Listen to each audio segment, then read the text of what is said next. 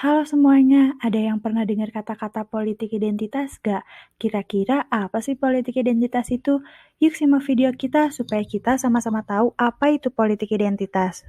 Politik identitas menurut Kaufman merupakan bentuk politisasi bidang kehidupan yang sebelumnya tidak didefinisikan sebagai budaya politik. Hal ini erat kaitannya dengan kelompok berbasis identitas dan pergumulan sosial.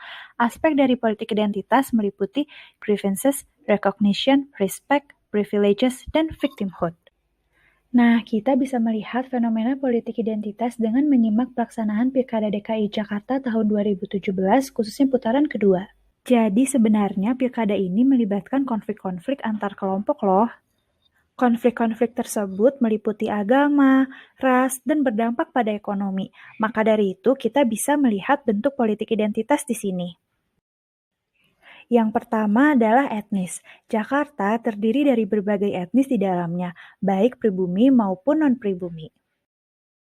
Pilkada putaran kedua ini diikuti oleh pasangan Ahok dan Jarot versus Anies dan Sandi. Etnis di sini hadir sebagai latar belakang identitas yang berbeda dari kedua cagup tersebut, yaitu beragama non-muslim dan etnis Tionghoa versus muslim pribumi, sehingga seolah menimbulkan pergulatan antara masyarakat pribumi dan non-pribumi. Dan kemenangan yang diraih oleh pasangan Anies dan Sandi juga dapat dijelaskan dengan melibatkan identitas etnis para pemilihnya.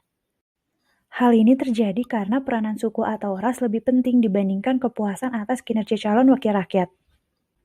Pada putaran pertama, elektabilitas pasangan Ahok dan Jarot paling tinggi dibandingkan dengan pasangan yang lainnya, yaitu sebesar 42,99%. Dengan tingkat kepuasan publik yang tinggi, yaitu sebesar 56,3%. Namun pada putaran kedua, elektabilitas Ahok menurun menjadi 42,7%. Fakta lain yang mempengaruhi elektabilitas Ahok adalah stereotip. Publik menilai Ahok sebagai orang yang arogan dan kasar, walaupun hal tersebut dimaknai sebagai ketegasan. For your information, stereotip terhadap etnis Tionghoa terbentuk sejak peristiwa kerusuhan anti-Cina di Indonesia loh. Pasangan Ahok dan Jarot juga mengalami penurunan elektabilitas karena kasus Ahok yang terjerat hukum penistaan agama hingga penahanan Ahok.